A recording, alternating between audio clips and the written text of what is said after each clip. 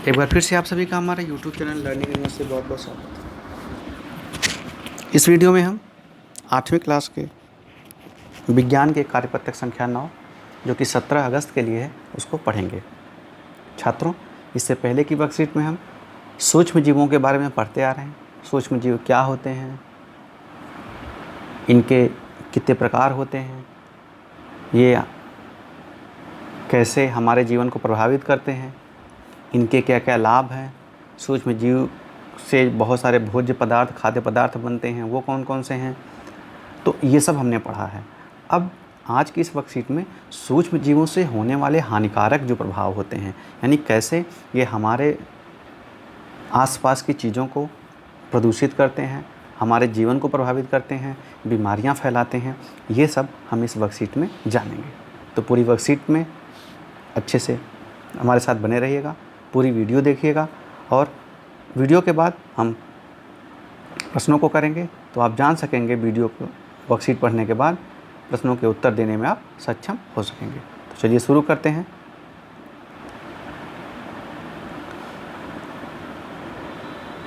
अपना नाम, कक्षाध्यापक का नाम लिखेंगे।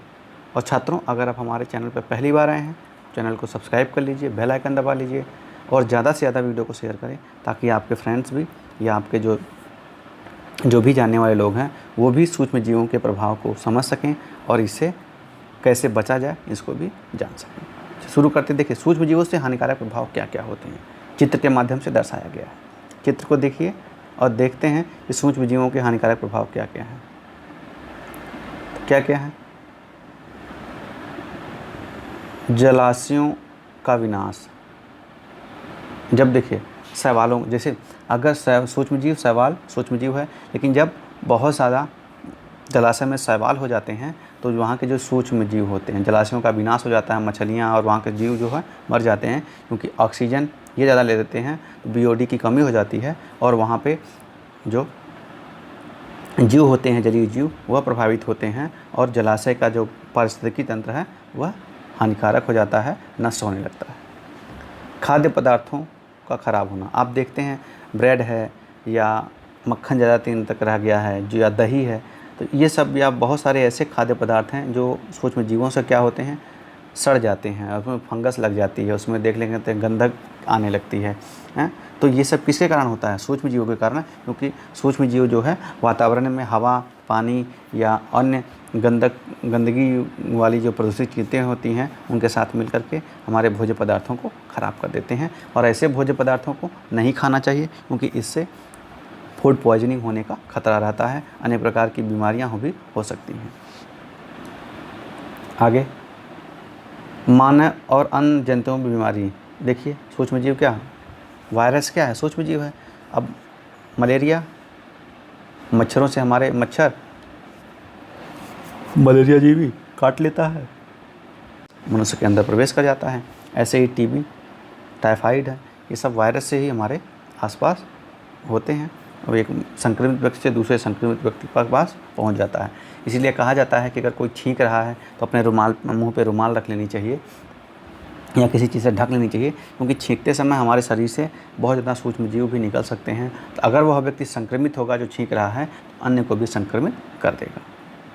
कपड़ा, चमड़ा, कागज़ को भी दूषित कर। देखिए आप कभी बार कपड़े हैं, कागज़ हैं, कागज़ भी एकदम सिलन आ जाती है या ख़राब हो जाते हैं। कपड़े और चमड़े पे देखेंगे फंगस लग जाती है, वो ख़राब हो जाते हैं। तो ये सब किसके कारण होता है? सूक्ष्म जीव जो है इनको ख़राब कर देते हैं।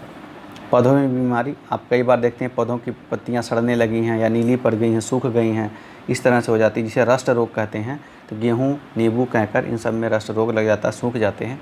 किसके कारण होते हैं? सूक्ष्म जीव। ये हानिकारक होते हैं और फसलों को नष्ट भी कर देते हैं। तो ये हमने कुछ प्रभाव देखे। अब पढ़ते हैं।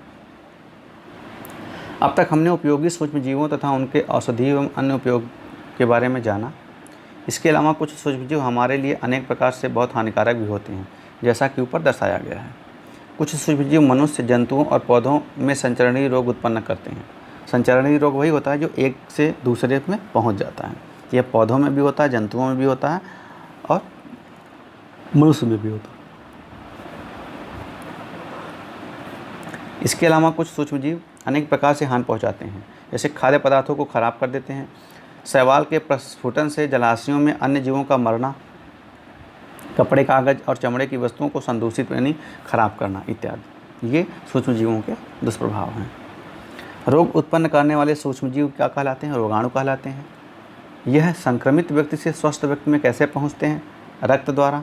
या तो संक्रमित व्यक्ति का रक्त उस व्यक्ति में चढ़ा दिया जाए, या एक ही सुई से दोनों को सुई लगा दी जाए तो संक्रमित व्यक्ति का से वायरस जो है या रोगाणु वहाँ पहुँच जाएगा जो संक्रमित व्यक्ति नहीं है।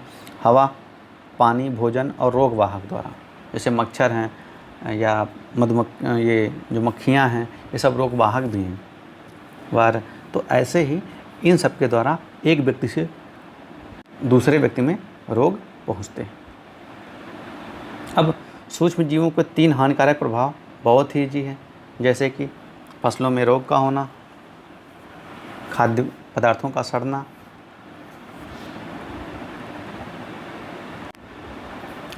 शैवाल प्रस्फुटन से तालाब में जंतुओं का मरना। ये भोजन को ढक कर रखने की सलाह क्यों दी जाती है? भोजन को ढक कर रखने की सलाह इसलिए दी जाती है ताकि उसमें मच्छर, मक्खियाँ ना बैठ पाएँ।